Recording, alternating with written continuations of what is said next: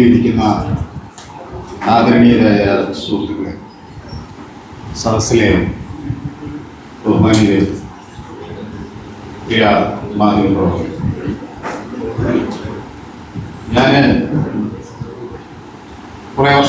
കുറച്ച് വർഷങ്ങൾക്ക് മുമ്പ് പല വാർത്താ ശേഖരണത്തിൻ്റെ ഭാഗമായി വന്ന ഒരിടമാണ് മാഹി. പലരെയും അന്ന് നേരിട്ട് പരിചയപ്പെടാനും അവർക്കൊക്കെ പ്രവർത്തിക്കാനും കഴിഞ്ഞ ഒരിടമാണ്. വീണ്ടും ആ ഒരിടത്തിലേക്ക് വരുമ്പോൾ അവരെയൊക്കെ വീണ്ടും ഒരു തവണ കൂടി കാണുമ്പോഴുള്ള വലിയ സന്തോഷത്തിൻ്റെ നിറവിലാണ്. അങ്ങനെ മാഹിയിലേക്ക് എത്തുമ്പോൾ ഞാൻ ശ്രീ അസീസ് സാറിൻ്റെ വാക്കുകൾ കേട്ടുകൊണ്ടിരിക്കുകയായിരുന്നു. മാധ്യമപ്രവർത്തകരെ ഇങ്ങനെ ഓർത്തുവെക്കുന്ന വലിയ മനസ്സുകൾ ഇനി ഉണ്ടാകുമോ വരുന്ന തലമുറയിലെന്ന് ആശങ്കപ്പെടുകയാണ്. കാരണം ഒരു മരം വീണാൽ വേദനിക്കുന്ന മാധ്യമപ്രവർത്തകർ ഇനിയുള്ള കാലത്ത് ഉണ്ടാവില്ല സാർ.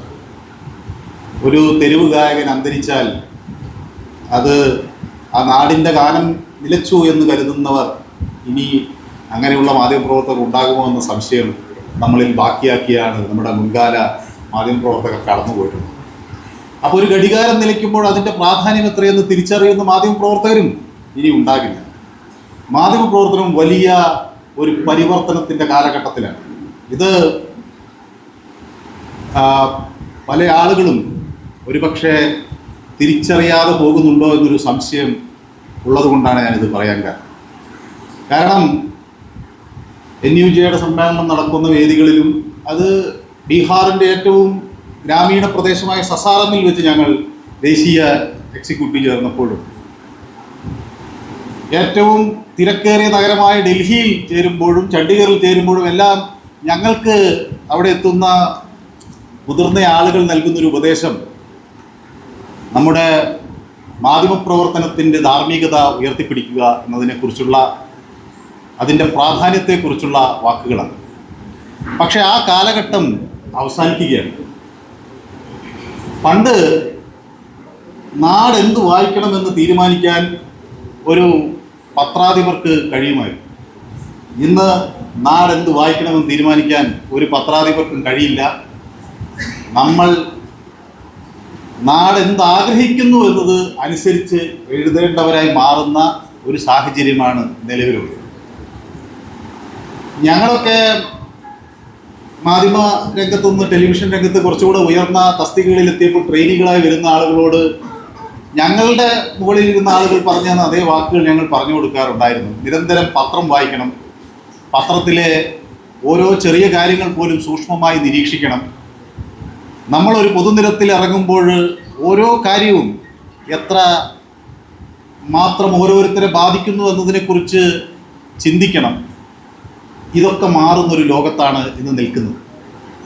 നമ്മളിപ്പോൾ പുതിയ ഒരു സെറ്റ് ജേർണലിസ്റ്റുകൾ, ട്രെയിനിങ് ജേർണലിസ്റ്റ് ബാച്ച് വരുമ്പോൾ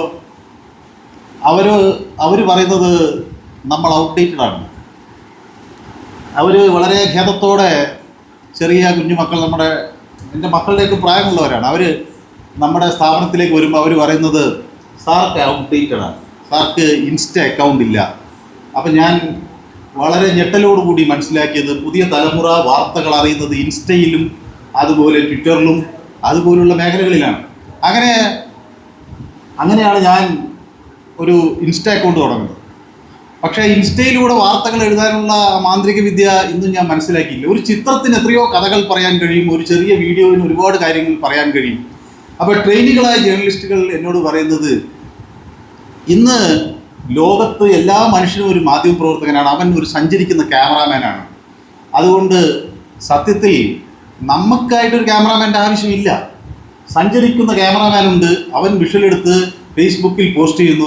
മാധ്യമപ്രവർത്തകർ അത് കോപ്പി ചെയ്ത് അവരുടെ ചാനലിലോ പത്രത്തിലോ ഒരു വാർത്ത വൈറലായിരിക്കുന്നു എന്ന് പറഞ്ഞ് കൊടുക്കുന്നിടത്തേക്ക് ചുരുങ്ങുകയാണ് മാധ്യമപ്രവർത്തകർ. സ്വാതന്ത്ര്യ സമരത്തിൻ്റെ കാലഘട്ടത്തിൽ ഹിക്കിയെക്കുറിച്ചൊക്കെ നമുക്കിന്ന് പറയാം. അന്ന് ബംഗാൾ ഗവർണർക്കെതിരെ, ബ്രിട്ടീഷ് മേധാവികൾക്കെതിരെ ആഞ്ഞടിച്ച ഹിക്കിയുടെ പത്രം കൂട്ടുകയും അത് തകർന്നു പോവുകയും ഒക്കെ ചെയ്ത വലിയ കഥ നമുക്കിന്ന് ഓർമ്മിക്കാം. മയ്യഴിയുടെ ബ്ലോക്ക് നിലച്ച ആ കാര്യം എത്രമാത്രം കാലത്തെ പിടിച്ചു നിർത്തുന്നതാണെന്ന് അനുസ്മരിച്ച ഒരു സാധാരണ പത്രപ്രവർത്തകരെ നമുക്ക് ഓർമ്മിക്കാം. പക്ഷേ അങ്ങനെയുള്ള ആളുകൾ ഇനി പുതിയ തലമുറയിലില്ല. അവർ അവർ ജൻസികളാണ്. ജൻസികളിൽ നിന്ന് ആൽഫകളിലേക്ക് പരിണാമം ചെയ്തുകൊണ്ടിരിക്കുകയാണ് ഈ വായനക്കാരൻ. അപ്പോൾ വായനക്കാരൻ്റെ ആവശ്യം തിരിച്ചറിഞ്ഞ് വാർത്ത നൽകാതിരിക്കാൻ കഴിയുന്നത് കൊണ്ട് തന്നെ പത്രങ്ങളുടെ വായനക്കാരുടെ എണ്ണം കുറയുകയാണ്. അപ്പോൾ ടെലിവിഷൻ, ഞാൻ പത്രപ്രവർത്തന രംഗത്ത് വന്നപ്പോൾ ടെലിവിഷനാണ് അടുത്ത നൂറ്റാണ്ടിൻ്റെ മാധ്യമമെന്ന് തിരിച്ചറിഞ്ഞ് ഞങ്ങളൊക്കെ ഇന്ത്യൻ എക്സ്പ്രസിൽ നിന്നും കേരള കൗമുദിയിലേക്ക് ജോലി ചെയ്തിരുന്ന ഞങ്ങളൊക്കെ ചാടി എണീറ്റ് ടെലിവിഷനിലേക്ക് പോയി. ഇന്ന് ഞങ്ങളുടെ സ്ഥാപനം നടത്തുന്ന ഒരു പഠനത്തിൻ്റെ അടിസ്ഥാനം നോക്കുമ്പോൾ പത്രങ്ങളെക്കാൾ വേഗതയിൽ ടെലിവിഷൻ പൂട്ടും എന്ന സത്യം യാഥാർത്ഥ്യമാണ് ഇപ്പോൾ അവർ മുന്നോട്ട് വയ്ക്കുന്നത്. കാരണം ഇതിൻ്റെ മുഴുവൻ പരസ്യ വിപണി ഷിഫ്റ്റ് ചെയ്യുകയാണ്. പരസ്യക്കാർ പറയുന്നത് നിങ്ങൾക്ക് ടി വിയിൽ തരണ്ട, നിങ്ങളുടെ യൂട്യൂബ് ചാനലിൽ കൊടുത്താൽ മതി, നിങ്ങളുടെ ഓൺലൈൻ പ്ലാറ്റ്ഫോമിൽ ഇത് കൊടുത്താൽ മതി. അതിലുള്ളൊരു സൗകര്യം, ഒരാൾ മൊബൈൽ ഫോണിനെ കുറിച്ച് സംസാരിക്കുമ്പോൾ നിങ്ങളുടെ മൊബൈൽ ഫോൺ അത് മനസ്സിലാക്കുന്നു, ഇയാളൊരു മൊബൈൽ വാങ്ങാൻ ഉദ്ദേശിക്കുന്നു. ഒരാൾ കാറിനെ കുറിച്ച് സുഹൃത്തിനോട് ഏതാണ് നല്ല മോഡലെന്ന് ചോദിക്കുമ്പോൾ നമ്മൾ അറിയാതെ തന്നെ നമ്മുടെ മൊബൈൽ ഫോൺ ആ വിവരം ചോർത്തിയെടുക്കുന്നു, ഇയാളൊരു കാറ് വാങ്ങാൻ ആഗ്രഹിക്കുന്നു. അങ്ങനെ ആ കാർ ആർക്കാണോ വേണ്ടത് അയാളിലേക്ക് കൃത്യമായി പരസ്യമെത്തിക്കാനുള്ള ആൽഗോറിതം തയ്യാറാക്കിയാണ് ഓരോ സ്ഥാപനവും പരസ്യം ചെയ്യുന്നത്. അപ്പോൾ അത് കൃത്യമായ ആളുകളിലേക്ക് എത്തുന്നു. അതുകൊണ്ട് അവർ ഈ ഒരു കാലഘട്ടത്തിൽ പത്രങ്ങൾക്ക് ഇപ്പം പല ആളുകളും വന്ന് ചോദിക്കുമ്പോൾ എന്താ പറയുക, അവരോടുള്ള ഒരു വ്യക്തിബന്ധത്തിൻ്റെ അടിസ്ഥാനത്തിൽ പരസ്യം ചെയ്യുന്നു. പിന്നെ ഇപ്പോൾ വലിയ നെറ്റ്വർക്കുകൾ അവർ ഒരു ബൊക്കെ പോലെ ഞങ്ങളുടെ യൂട്യൂബിലും ഓൺലൈനിലും ടെലിവിഷനിലും അതുപോലെയൊക്കെ എല്ലാറ്റിലും കൊടുക്കാം എന്ന തരത്തിലൊരു വലിയ ബൊക്കെ പോലെ പ്രസൻറ്റ് ചെയ്യുമ്പോഴും മാത്രമാണ് ടെലിവിഷനുകൾക്ക് പരസ്യം ലഭ്യമാകുന്ന ഒരു സാഹചര്യം ഉണ്ടാകുന്നത്.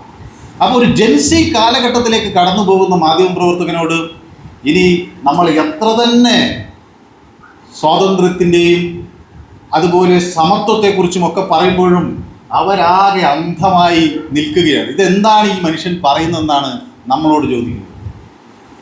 Journalism is literature in hurry എന്ന് ഒരു മഹാൻ പറഞ്ഞു. സാഹിത്യം വളരെ ചുരുങ്ങിയ വേഗതയിൽ എഴുതാൻ കഴിയുമ്പോൾ നിങ്ങൾ ഇനി മാധ്യമപ്രവർത്തകരാകും.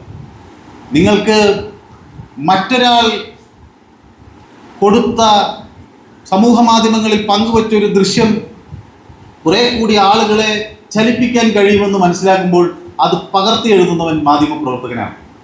ഇന്ന് എൻ്റെ സുഹൃത്തുക്കളായ പല ആളുകളും, പണ്ട് ഞങ്ങളൊക്കെ ഒരു ഡാറ്റ ഉണ്ടാക്കണമെങ്കിൽ അതിന് ഇപ്പോൾ പോലീസിനെ സംബന്ധിച്ചാണെങ്കിൽ, നാട്ടിൽ നടക്കുന്ന മോഷണങ്ങളെ സംബന്ധിച്ചാണെങ്കിൽ ഞങ്ങളതിന് കൺസേൺഡ് ആയിട്ടുള്ള ക്രൈം റെക്കോർഡ്സ് ബ്യൂറോയെ സമീപിക്കുകയും അവിടുത്തെ ഉദ്യോഗസ്ഥരിൽ നിന്ന് ഈ വിവരങ്ങൾ ചോദിച്ചു വാങ്ങിച്ച് എടുക്കുകയും ചെയ്യുന്നൊരു കാലമുണ്ടായിരുന്നു. ആ കാലമൊക്കെ അവസാനിച്ചു. ഇന്ന് നിങ്ങൾ ChatGPT കേരളത്തിൽ എത്ര മോഷണം കഴിഞ്ഞ 5 വർഷത്തിൽ ഉണ്ടായി എന്ന് ചോദിച്ചാൽ നിങ്ങൾക്കതിൻ്റെ ഡാറ്റ കിട്ടുകയാണ്. നിങ്ങൾ 4 ഡീറ്റെയിൽസ് എൻ്റർ ചെയ്ത് നിങ്ങൾ അവരോട് ChatGPT പറയുകയാണ് നല്ല തലക്കെട്ടോടുകൂടി ഒരു സെൻസേഷണൽ വാർത്ത ഉണ്ടാക്കി തരുമെന്ന് പറഞ്ഞാൽ ChatGPT ഉണ്ടാക്കി തരികയാണ്.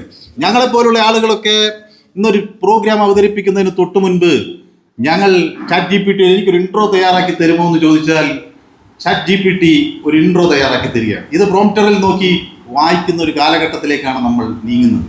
അപ്പം നമ്മുടെ മനുഷ്യൻ്റെ ആർജിതമായ ബുദ്ധിശക്തിക്ക് അല്ലെങ്കിൽ വിവേചന ബോധത്തിന് ഒരു പ്രസക്തിയുമില്ലാത്ത ഒരു കാലഘട്ടത്തിലേക്ക് നാം പതുക്കെ നടന്നു